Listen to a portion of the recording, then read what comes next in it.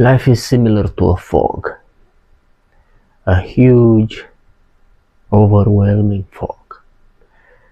And in this fog, there are a lot of chimeras, a lot of illusions. And as your life progresses, you kind of manage to see clearly and distinguish them. But you are still always walking in the dark. And one of these illusions is free will. And that's a very radical idea. And it's something similar to your belief in God. It's very counterintuitive. And a lot of people want to cling to it very deeply. I don't know why. I think because of religion. But my opinion is that there is no free will. It's just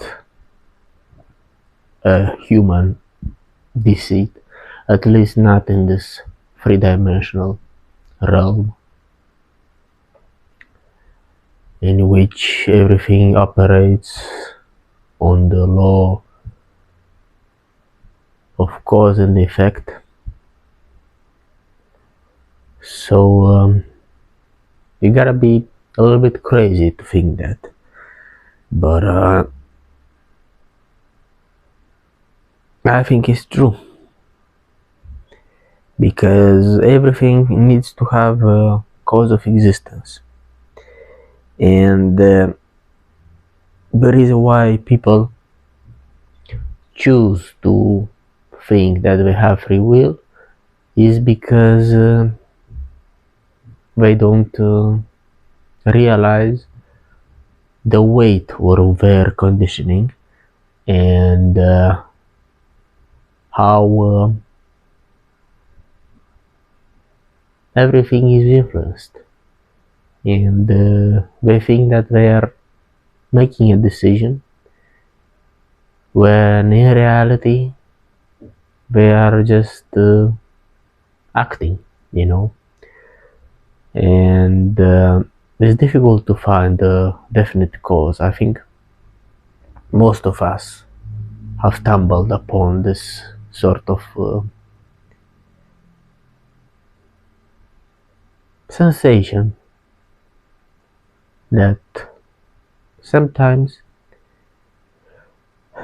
you are not acting consciously and you can't really point out what your definite motive is. And I think that's one of the few things that are pointing to the fact that we are just a manifestation of the universe. And even me sitting here and talking to you is a result of a profligacy of factors. But I guess people want to shy away from it because if we eliminate free will, then our morality collapses, let alone God. We cannot be held accountable any longer. And that's kind of difficult to fathom. But my take is that doesn't refute the fact that we don't have free will. And I think that we need to play this role,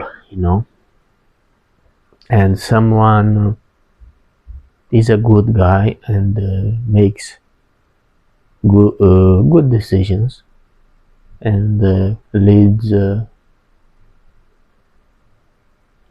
exemplary existence, Meanwhile, others are murderers, or at least they have derailed from the usual course of human behavior. But that doesn't mean that we shouldn't ostracize their actions.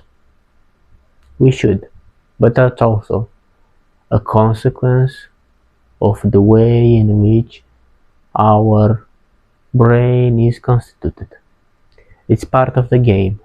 Some are the villains, some are the heroes, and a myriad of individuals that are in between. Because morality is rather gray than black and white. But still, that's not the point now.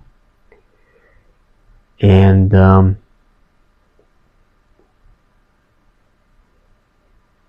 that doesn't mean that we shouldn't punish if someone breaks the law. We should. But while doing it, we should be aware of the fact that this is just a consequence of our past. And that's very discouraging for some people. And I don't know why. Because they want to feel like they are in control of things. I don't know. And even if most of our impulses and decisions are influenced, they want to believe that there is a certain spark that escapes the laws of causality. And that's puzzling to me, because since you understand this, a tremendous sense of liberation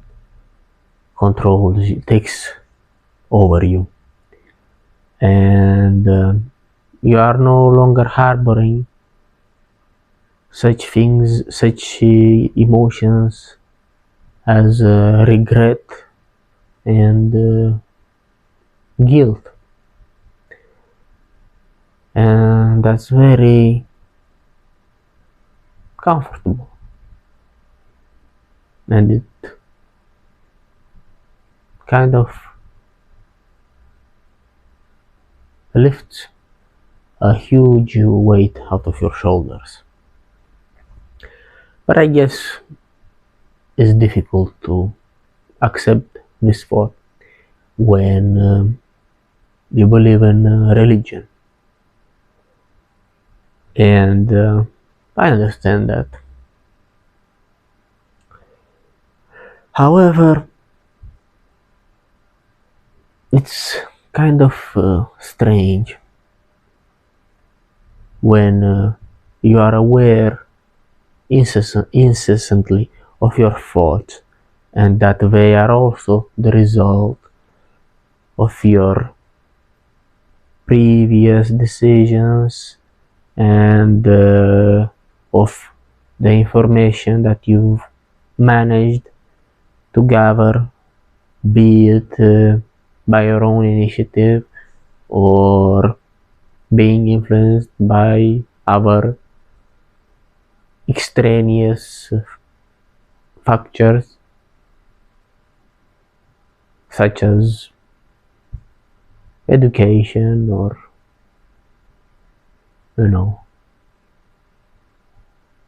culture in general. And I think it's strange that we are capable to be aware of this of our condition, to be conscious of the fact that we are not free, and that everything that happens is just a result of something. And my opinion is that when we reach to such depths of thought, we access our link, so to speak, to the universe or to the divine, so to speak, because we can be free only when we are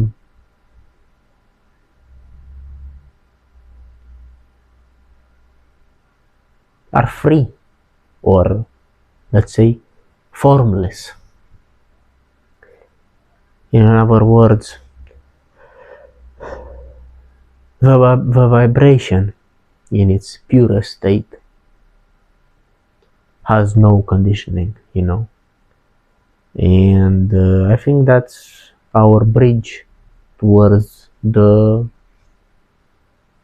divine, if you want to call it that way, which is permanent and unchanging, and to which our concepts and patterns of thinking do not apply. The universe, in its most condensed and ethereal form, is free because we cannot put it in words, and we cannot measure it or synthesize it or analyze it, any of that. And I believe that's a very cool idea to harbor.